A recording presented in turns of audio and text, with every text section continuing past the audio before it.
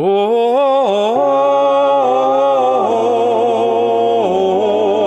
come and watch Rocks and Romance. Oh,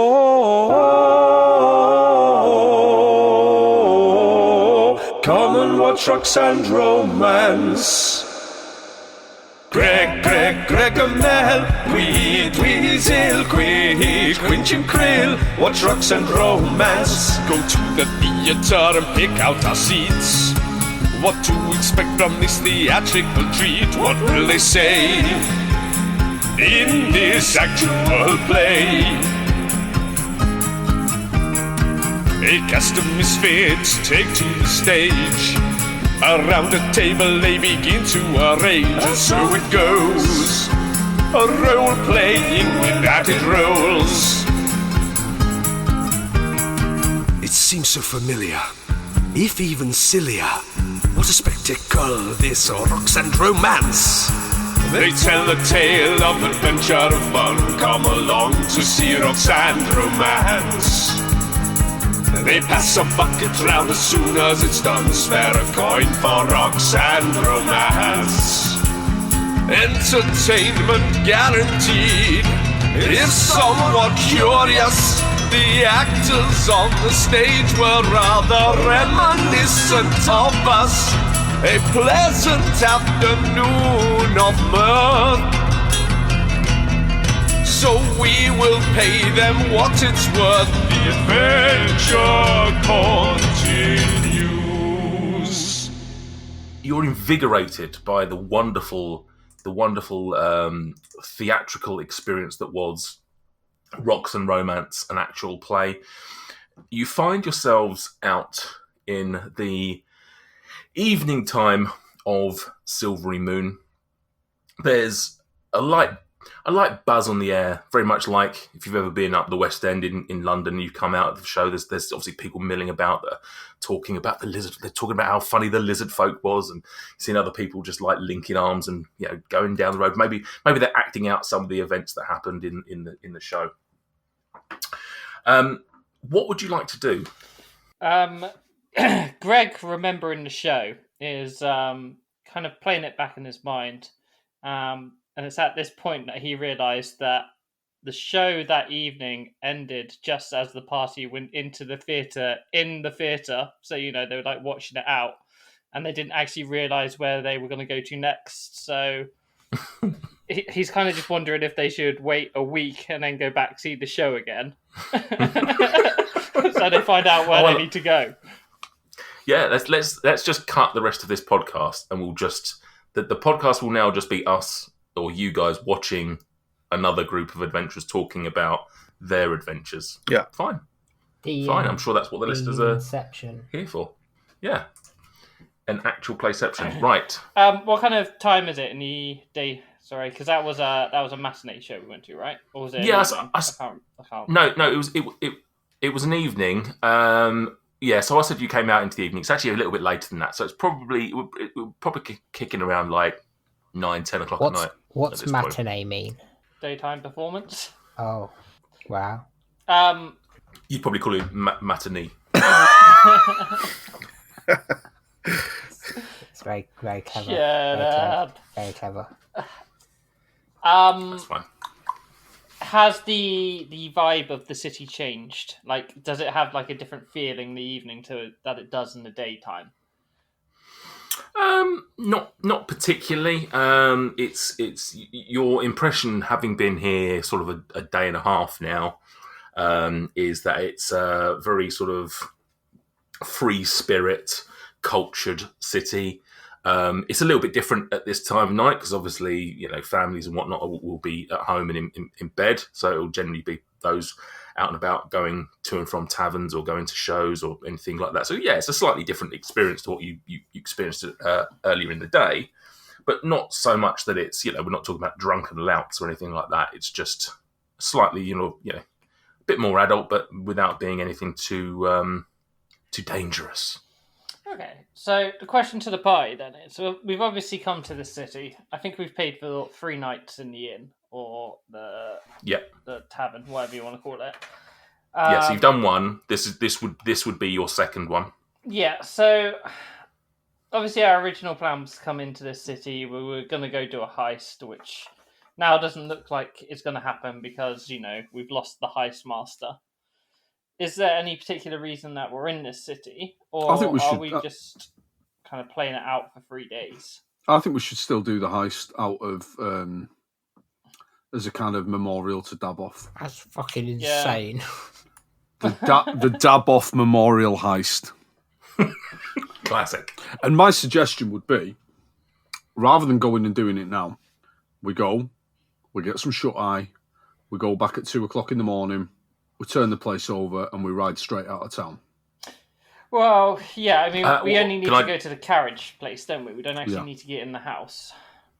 Can I just remind you that you've missed one very, very key part of the plan there, which is set it on fire as you leave. Yeah, correct.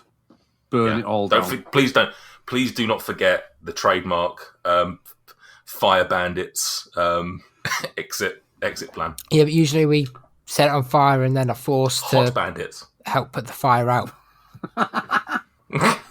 Maybe we should change our name from the circus because, the circus is now dead along with one of our characters. So we can now be the firefighters. Yeah. Not much firefighting though, is it? When we're causing it.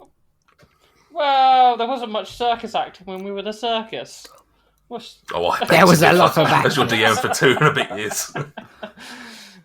Okay, so are you going along with Dweezil's plan or Mike's or? Well, I didn't really have a plan. I was just saying what we're going to kind of do. Mike's plan is that we need to think of a plan.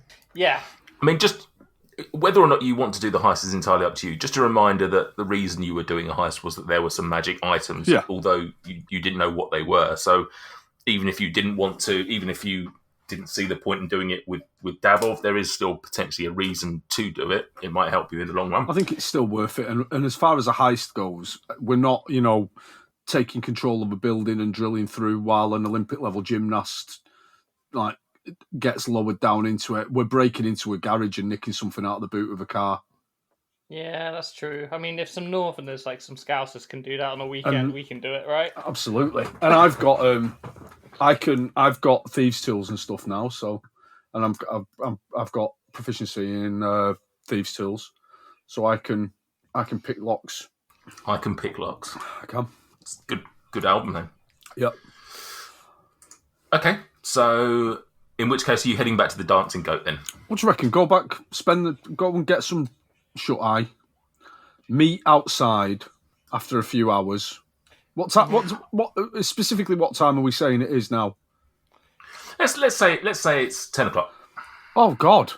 So we can't long rest. You could have a short rest, but I don't think you really get anything earlier in the day to really warrant. It's not like you need to get hit points back. It's not like you've got any. I don't think you used up any spells or abilities to come back. So we can short. You can short rest for flavour if you want. I think I think that's what it would be. I think reality is you probably wouldn't go and break in somewhere at 10:00 at night for fear of somebody still being awake. But it feels like a 2:30, 3 a.m. Yeah. Okay. Well, let's speed this along then. So, regardless of whether you go back to the Dancing Goat or whether you decide to, just mill around town for a little bit and wait, are we saying then you're going to make your way across at about 2:00, 2:30? Yeah. No, 2:33. Okay, 2:33. That's fine. Anything any of you want to do before we push this along? I'll have a little pre-heist fiddle with my cube. Okay. Yeah. Okay. And as a reminder, you do have advantage on this. Oh, here we go. Bless up. Slight ease. This could be it. Fiddler's This advantage. could be it. This could be the one. Here we go. Oh, mate. I've rolled 18 and 19. Good to use them now. 37. Okie dokie. Can't believe that. So, brilliant. You're getting... Sorry, that isn't... That's without my +1. Doesn't... Okay, all right, fine. Okay, brilliant. You're getting closer is all I can say. Oh. You're starting to see these shapes just starting matching. There's like big like sections now that are pretty much all one colour. Around the other side, you're seeing two and three of the colours next to each other. So it's starting to look like you're probably only... Roll me a perception. Oh, there we go. Too damn right and getting closer, mate. Oh, that's not quite as strong, but 11. 11. You just, all I'll say is Quinch looks at this and thinks that, he can tell that it's as close as he's ever been. Oh. We'll just leave it at that. Nice. Okay, so he's fiddled with his toys. Anything else, or are we going to move on, yeah? Sam, have you drawn Dweezil with his new haircut yet? It exists somewhere. You get a retcon it. Yeah, I'm just thinking I might just do another body modification. So Sam has to redraw me every week. All right, that's I fine. can only recommend getting a facial tattoo of a giant symbol. After last recording session, my list of things to draw is about 4 miles long. All right. What are we going for? So what are you going to do then, Dweezil? What are you going to do, Dweezil? Going to, He's going to clip his ears. Little line in your eyebrow. Just going to shave a little line into my eyebrow. Just here, just outside the theatre. No, back at the room. He's going to look for one of those black shirts with the flames on as well. Like a Guy Fieri shirt. Yeah. Yeah. Does anyone around here do a white copy of- tips? Copy of Hybrid Theory as well on LP. Some really baggy pants. Right. Okay. You go back to the room, you chill out for a little bit, and one of you realises what the time is and starts knocking around on the other three's doors. Three doors, whatever it is. Is this the same chain as 6 windows? The 3 doors. Yeah, the 3 doors, the 6 windows. Was Quinch allowed into your room this time, Dweezil? No. Last time you... No. He just beds down outside like before. sat in the hallway playing with his Rubik's You know the Cube. thing where like dogs and sorry, cats not walk in a Rubik's little Cube, circle before they lay down? He does that. Yeah. Okay. Okay, so you make your way downstairs and out back into the Silvery Moon morning now, early morning. Still a few people around, but obviously much quieter than it was. I mean, this is a pretty big city, so I'm not going to say it's the city that never sleeps, but as we get with lots of big cities, there's always somebody doing something somewhere. So you see a few educated people, cultured people milling around doing some things, but not paying you any attention whatsoever. You make your way back out to the residential area, which, as a reminder, was on the north side of the city, north of the river, and was off to the west, if I remember correctly. Yeah, it was, and I don't think we actually nailed down a particular house that it was, but it was around this sort of area if you're on Roll20. As you get there, as you make your way back to the house that you'd only visited earlier that day, you start seeing some of the places that you remember, and eventually you sidle up to the house that you saw earlier that day. And just as a reminder, the area is quite a pleasant one. You don't actually see anyone moving around here. You get the impression that maybe this being the residential area, and maybe there's a few families around here, that it's much quieter, much more sort of suburban lifestyle out here than you were out back in where you were with the dancing goat and the theatre and such. The building that you walk up to is relatively plain looking, although homely in its own way, with ivy climbing up the side of 2 of the walls. The garden itself is well maintained. There's like a water fountain in the middle, and various like plants and whatnot. And you can see off to as you're looking at it from the gate, you can see off to the left the carriage house. You are stood outside on the path on the road. You don't actually all of you roll me perception. 18. 24. 12. Or it'd be a natty 1. Netty 1. Quinch and Dweezil are somehow best placed to notice, but you don't see any movement whatsoever. You can't see any lights on in the house itself. and you're sort of fairly confident that the lady of the house is probably tucked up nice and sleepy by now. What do you want to do? Gregomel, I've got an idea. Why don't you jump on Smaug, fly up into the air about 50 feet or so you can keep an aerial eye out. I would suggest you do it, Quinch, but you have to flap your wings, which creates some noise. It's less stealthy. Greg can go up there silently. You can keep an eye out, Greg. If anyone was to approach the carriage house, whistle, and that will alert us to their presence. We will. I will try and pick the lock to get in through to the doors of the carriage house. Once we're in there, we'll see what's going. I think once we go in safely, I think you can probably come down and join us in there. But just so that we can get in there as stealthily as we possibly can, I think that might be a good idea. Well, it sounds like a sensible idea to me. I'll pop on old Smargy, fly up there more quiet and stealthy than a Lego brick in the night. Classic. Zephyros? Sorry, well, nice. Famously quiet. Okay, so Greg goes zooming up into the air 50 feet, and the rest of you, in front of you, there is a gate, a fairly big one that obviously, in terms of width, is like 20 foot wide or something like that. It was certainly wide enough to get a carriage through. Quite tall. It's probably about 10 foot tall. The wall itself is a little shorter than that. Probably the wall itself is about 8 foot. How are you getting into the grounds? I like to think that Quinch would still have to walk sideways through it. Like, like big muscly men do, go blah, blah, blah, blah, and then have to turn sideways. Oh, because of his wings. Yeah. Yeah. Can I check the gates to see if there's any kind of rudimentary alarm? Bearing in mind that Dweezil has seen people cast the alarm spell and stuff as well, so he knows what the material components and things are for that. So just have a little check. Okay then, roll me an investigation then.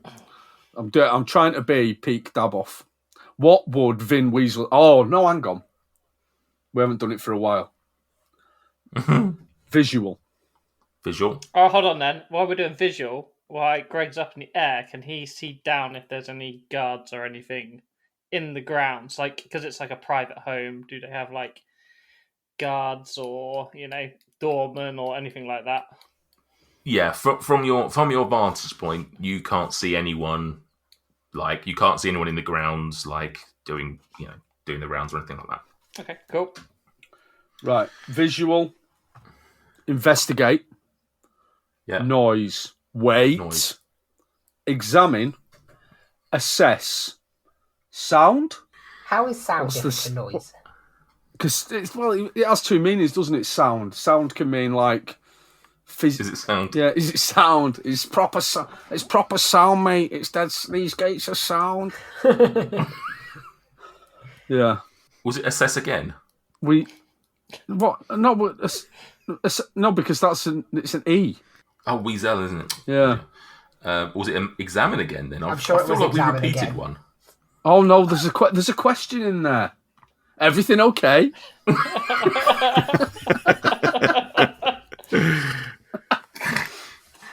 And then luck. Yeah. Everything. Oh no, everything clear. Everything clear. Look, right. Everything clear. So I'm conducting my Vim Weasel checks. What do you want? Investigation. 5. 5.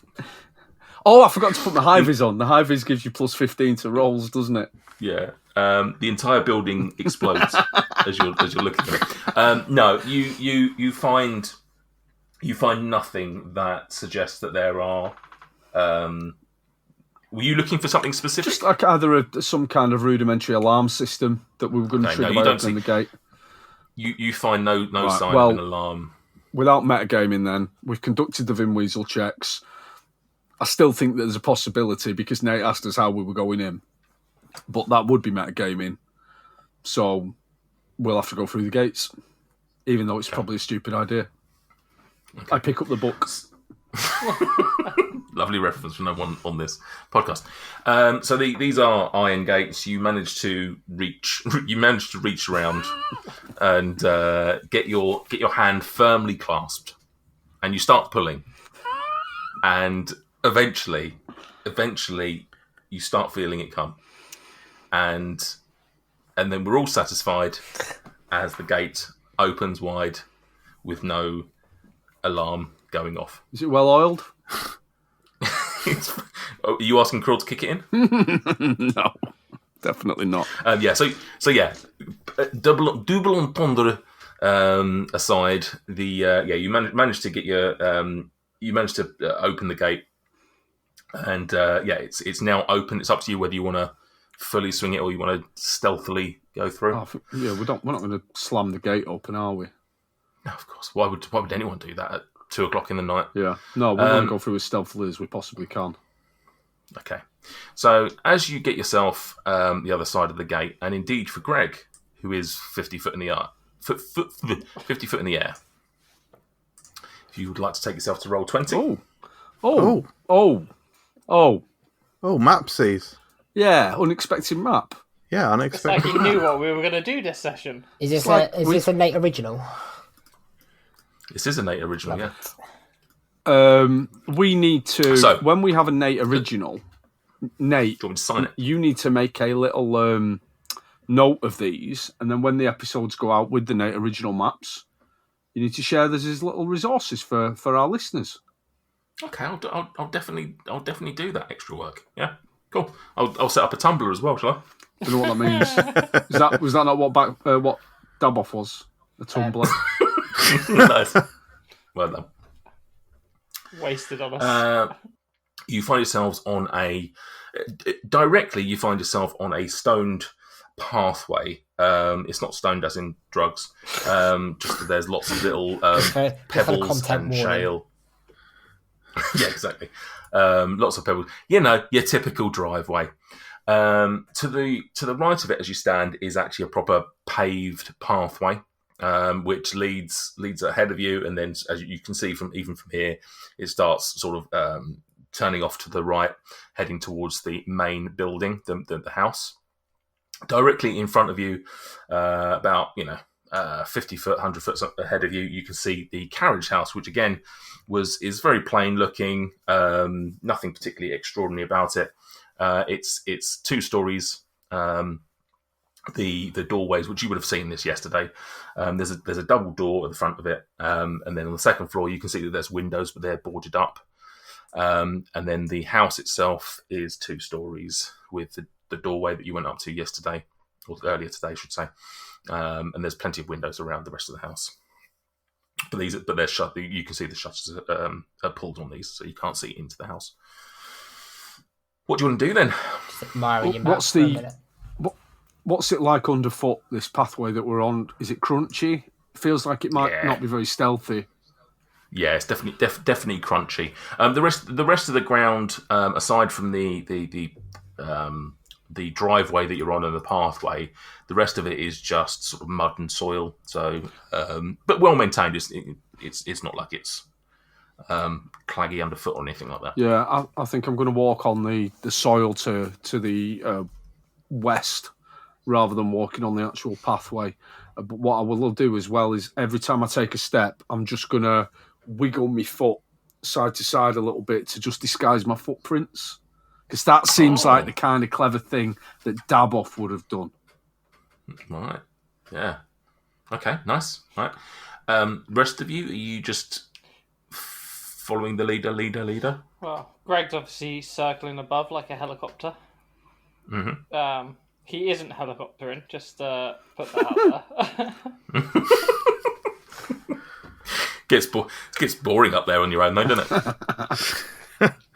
I think Quinch will just follow Dweezil, similarly on the mud. Okay, then. Can you all, the 3 of you, I should say, can you roll me a stealth as you're approaching the... Are you going straight to the carriage house? Yeah, I think so. Yeah. Can you... have disadvantage on roll me stealth. stealth. MJ, do you get disadvantage? Why do you have disadvantage? Armour. Plate armour. Half plate gives disadvantage on stealth. Krill. Does it? Is that heavy armour? Yeah. Oh, okay. Krill. Okay. Shh. That's bardic inspiration. I got 17. So how does bardic inspiration work? 17. I have to say it before I get the D8. answer. I have to say I Before want he to tells use it. you. So you Yeah. roll the dice and then decide whether or not you think you need it. Okay. So 17 from Quinch. Dweezil. 15 from Dweezil. I will. Okay. I will take that bardic inspiration, please. I want a 13 and 1d8. a 6. Yeah, roll the 1d8. I don't think it's going to help anyway. I think it's probably DC. So 6. So 6 plus 2, 8, and then Oh, Jesus. no. The plus 2 was my modifier, not 5. 13. Okay, so Quinch, brilliant. Krill is is definitely the loudest of the three of you, but luckily, I don't know how this works in D&D, but luckily the fact that the other pair of you are sufficiently meeting the DC. They are negative decibels that counteract my positive decibels. They're so quiet that they dampen your noise somehow. Can you can I have a DM's decision from you on something? So Yeah, sure. because Dweezil has his unfailing inspiration, that means that if someone fails their check, they get to keep the inspiration until their next one. Does Krill get to keep it? Yeah. So I failed. because he didn't. Yeah, he failed. Yeah. So he will. I will allow him to. You can just stand on Krill. either side of me like padding, like foam insulation. Yeah. Or they stood each the side and sort of lifted you up slightly. Yeah, I'd love to see that. Just trying to keep. Yeah. Right. Okay. So you make your way up. I don't know if you want to do that with the thing, but you start making your way towards the carriage house. As you get closer to the carriage house, you notice that pathway actually leads, the driveway leads all around the outside of the carriage house. So you know that you are going to have to step on it at some point. But let's stop you just before you get there. So you get close enough to the carriage house to see that. What are you doing from here? I would suggest that you two stay back. Well, you two don't come onto the path. I will try and pick the lock. And once I've opened the lock, then come through. Don't stand shuffling on the pebbles. Sounds good. Just quickly, looking at the house, do we see any lights on, like lamps lit through windows or open curtains or such? No, you currently see no light whatsoever. Although the shutters are closed, you feel that like even with that, you'd still be able to see some light seeping out, and you see no such light. Okay, I'm not gonna like lay down, but I'm gonna crouch. I'm gonna have a long rest. I'm just gonna crouch to make myself a bit smaller. Why not? Why the fuck not? Quinch, do you want to make yourself bigger just to even it out? No, I'm right on my size. Okay, cool. Full wing spread. Dweezil, you may now approach the carriage house. I approach the carriage house. Before I even attempt to pick the lock, I want to have a little look, listen at the door, see if I can see, is there a light inside there? Can I hear anything inside? I'm just thinking if there's magic items, why are they just storing them in the boot of the carriage? Maybe there's going to be someone in there that sleeps like a footman, someone that sleeps in there, or... Okay, so as you get closer, can I have a stealth from you as you cross the pebbles? 18. 18, yeah, that's fine. You manage to get yourself up to the door. What are you doing then?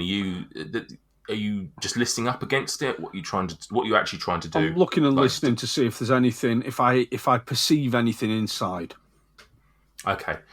You put your ear up to the doorway and give me a perception. 22. 22. You can hear the noise of just like what you would interpret to be like the creaking of wood of like a building such as this. That's it's not a new build by any means or anything like that. So you that's all you hear from your vantage point, and you look. There's a very small sort of crack between the two doors, and you put your eye up to it, and you've got dark vision, right? Yeah. Yeah. Okay. So you can see inside, and although it's just a small crack, so you can't obviously see the entire floor, the entire building.